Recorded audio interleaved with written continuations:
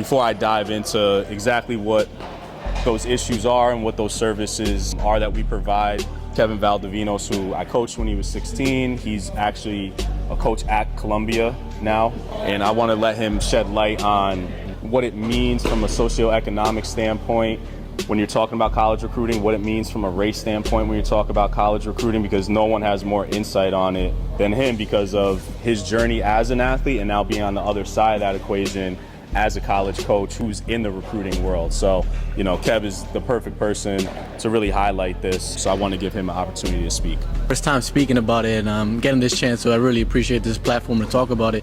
The first thing is really just education. What is it like getting recruited? What is everything like that? There's a real need for it. Truly where I see it, and you feel like there's a big gap, especially when you're talking about the underrepresented communities, whether it be Hispanic, whether it be African American.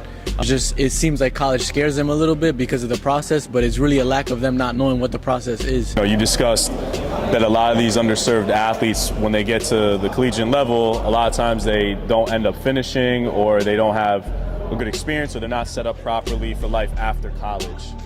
Do you feel like those issues stem from the lack of information and resources prior to college, or do you feel like that's more so a result of what's going on once they get to college?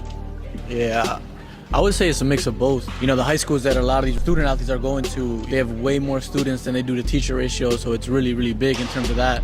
And then guidance counselors they're good. I had luckily a very good guidance counselor, but they're dealing with a lot of students, where that ratio isn't the same at every other school, especially in those communities if you look into it and the resources they have at those schools to set them up for stuff like that in certain programs that they have available to them. Then when you get to college, the issues I've seen is like the easy defense mechanism that a lot of them have is, once it gets hard is, well, I'm not supposed to be here. Like I already made it here, so I'm not supposed to be here. Then it's easy for me to leave because it's just an easy defense mechanism.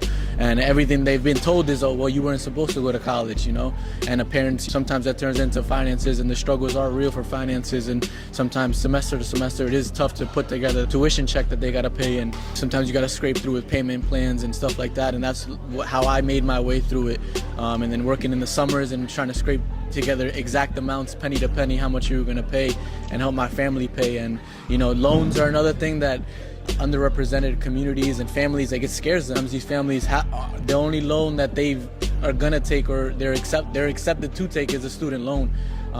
Whether for homes, these are the same families that are getting denied for a lot of that stuff. So I'll say it has to do with that. But at the same time, it's the mentality, right? And that's really where I feel like we can get it right, is really speaking to it and letting them know what college is and what the value of it that it has.